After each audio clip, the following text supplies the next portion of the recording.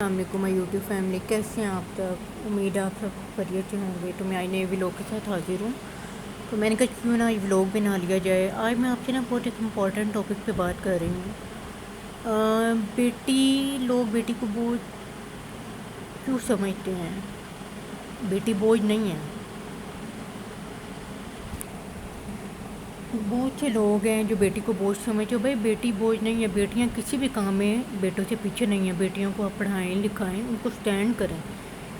وہ ہر معاملے میں، ہر میدان میں بچوں سے آگے ہیں۔ تو بیٹیاں وہ بوجھ نہیں ہوتی، اللہ کی رحمت ہوتی ہے۔ اللہ تعالیٰ جن سے بہت خوش ہوتا ہے نا، اللہ تعالیٰ بیٹیاں بھی انہیں کو ہی دیتا ہے جو اس کی اچھی تربیت کرنا جانتے ہیں۔ دوسری بات، جہیز۔ لوگ بیٹیوں کے ہونے پہ اس وجہ سے بھی پریشان ہوتے ہیں، ہمیں جہیز دینا پڑے گا۔ بھائی جہیز کی اسلام میں ممانعت ہے۔ آپ بیٹیوں کو پڑھائیں لکھائیں، ان کو سٹینڈ کریں، ان کو اچھی ڈگری دلائیں، وہی ان کے لیے سب کچھ ہے۔ میری تمام والدین سے گزارش ہے کہ جب آپ اپنی بیٹیوں کو شادی کریں نا، ان کو بس اچھا سا بیڈ روم کا سامان دیں اور ان کو اچھا سا پڑھا کے ڈگری دلا کے آگے بھیجیں جو آنے والے وقت میں ان کے کام آئے۔ کیونکہ زندگی جتنی ٹف ہو گئی ہے، یہ جو حالات ہیں نا ہمارے، خالی مرد کی کمائی سے گھر نہیں چلتا۔ تو زندگی کی گاڑی بیلنس اسی طرح رہتی ہے جب میاں بیوی دونوں مل کے کمائیں۔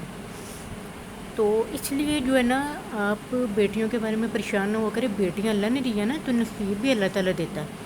تو میرا یہی تمام والدین کو میسیج ہے، آپ بیٹیوں کو پڑھائیں لکھائیں، ان کو سٹینڈ کریں اور رائٹ ایج میں رائٹ ٹائم پہ ان کی شادی کریں۔